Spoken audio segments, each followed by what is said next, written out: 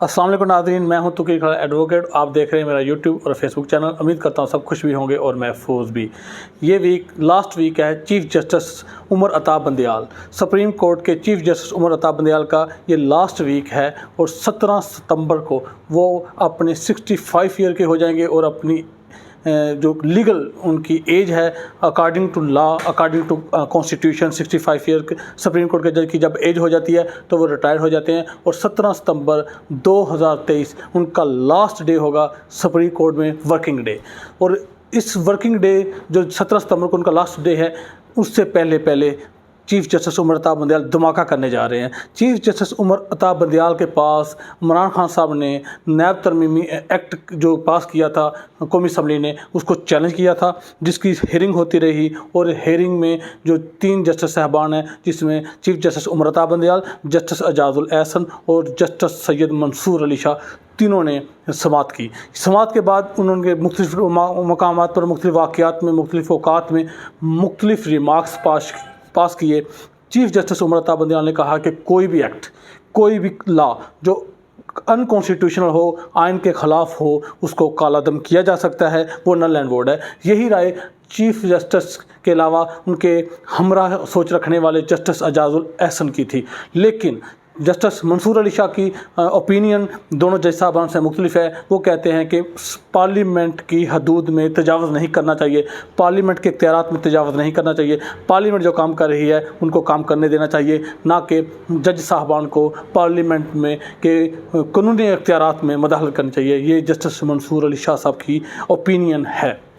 लेकिन ये फ़ैसला महफूज कर लिया गया है और ये फ़ैसला जस्टिस उमर अता बंदयाल ने सुनाया कि हम स्मार्ट और मुख्तसर फ़ैसला सुनाएंगे और एक अच्छा फ़ैसला सुनाएंगे रिटायरमेंट से कबल। ये लास्ट वीक है उमर अता बंदयाल साहब का। मंडे वाले दिन उनके एजाज़ में अशाइया दिया जा रहा है, जो कि लोअर कोर्ट्स के और लाहौर हाई कोर्ट के जज साहिबान दे रहे हैं। ट्यूसडे वाले दिन उनके एजाज़ में अशाइया दिया जा रहा है, वो सुप्रीम कोर्ट के जज साहिबान दे रहे हैं। बुध वाले दिन सुप्रीम कोर्ट बार एसोसिएशन उनके एजाज़ में अशाइया दे रही है।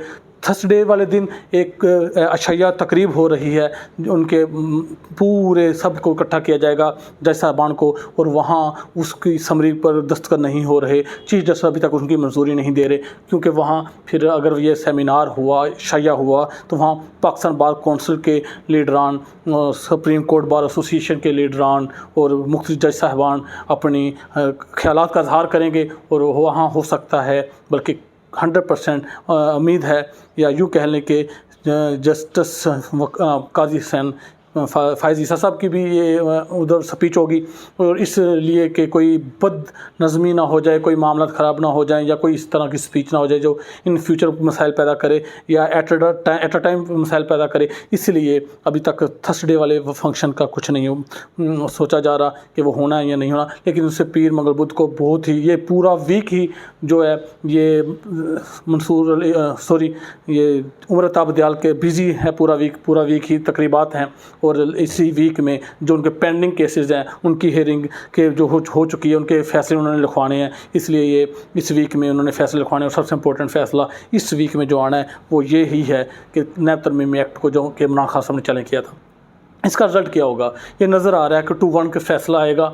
2 जज साहबान उमर अता बंदयाल और जस्टिस एजाजुल एहसन ये नैब तरमीमी एक्ट को कलादम करार दे देंगे, नल एंड वोइड कर देंगे, क्योंकि ये अनकॉन्स्टिट्यूशनल है, आइन के ख़िलाफ़ है, और जस्टिस मंसूर अली शाह की राय इनसे मुख्तलिफ होगी। और इसका असरात क्या होंगे, ये सब पढ़े जाएंगे। जरदारी साहब, नवाज शरीफ साहब, शहबाज शरीफ साहब, नैब तरमीमी एक्ट में इन्होंने कहा था कि 50 करोड़ रुपए की आप करप्शन कर सकते हैं, 50 करोड़ रुपए से ऊपर करप्शन नहीं कर सकते। जब नैब तरमीमी एक्ट कालादम होगा तो फिर ये सब जो केसेस नैब ने दोबारा ट्रांसफ़र कर दिए थे या रिमांड कर दिए थे कि हमारी जुरिडिक्शन नहीं बनती, नैब कोर्ट्स ने ये जुरिडिक्शन की वजह से ये केसेस रिमांड कर दिए थे कि हमारी जुरिडिक्शन नहीं है, हम समाअत नहीं कर सकते, क्योंकि हमें असम्बली ने, हमें कानून ने ये इख्तियार हमसे ले लिया है। 50 करोड़ रुपए से जो ज़्यादा अमाउंट है वो हम समाप्त कर सकते हैं, 50 करोड़ तक की करप्शन की हम समाप्त नहीं कर सकते। इस तरह इस तरमीम के बाद इसमें रिमांड में भी हुआ था कि पहले 90 दिन का रिमांड था, नया तरमीम एक्ट में 30 दिन का रिमांड कर दिया गया था। तो इस तरह के फिर सारे मामलात, क्योंकि एक्ट को चेंज कर दिया गया था और एक्ट के चेंज करने के बाद जो नैब की अदालतें हैं उन्होंने ये केस रिमांड कर दिए, वापस भेज दिए।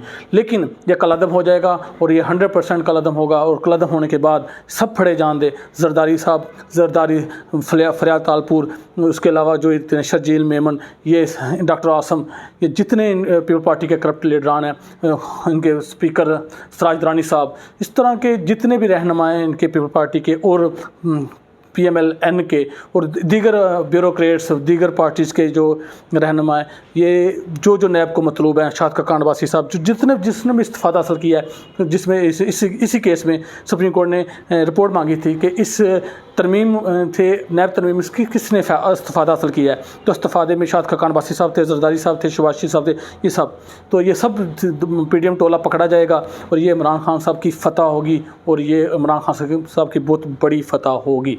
ये इस लतीफ़ खोसा साहब ने भी ये कहा है, आज ही सुप्रीम कोर्ट के बाहर वो कह रहे थे कि ये उड़ जाएगा।